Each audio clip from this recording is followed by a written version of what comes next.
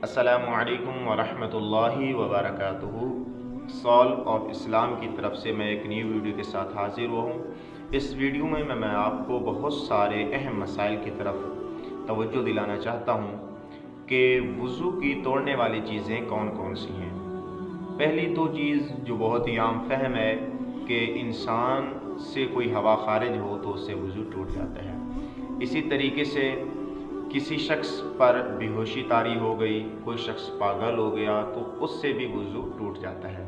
इसी तरीके से और मसला जो अहम मसला है कि अगर किसी शख्स का खून निकला तो क्या इससे भी वज़ू टूट जाएगा या नहीं टूटेगा। तो इसके अंदर बहुत सारे बाकी मसाइल भी पोशीदा हैं कि अगर किसी शख्स के जिस्म से खून निकलता है, मिसाल के तौर पे मेरी उंगली से खून निकला, फिर ये इधर ही रुका रहा, आगे नहीं बहा, तो इस सूरत के अंदर खून के निकलने से वज़ू नहीं टूटेगा। इसी तरीके से अगर खून निकला है फिर आगे चला है, आगे तक बहा है, तो इस सूरत के अंदर उसका वज़ू टूट जाएगा।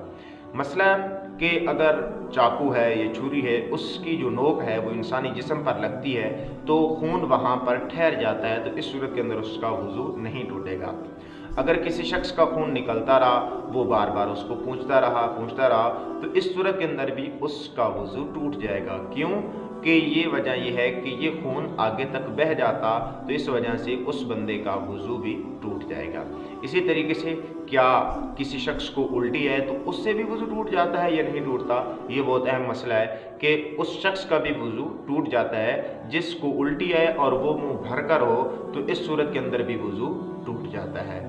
अगर आपको मेरी ये वीडियो अच्छी लगी है तो इस वीडियो को लाइक करें। अगर आपके इल्म में थोड़ा सा भी इजाफा हुआ है तो मेरे चैनल को सब्सक्राइब करें ज़्यादा वीडियोस हासिल करने के लिए।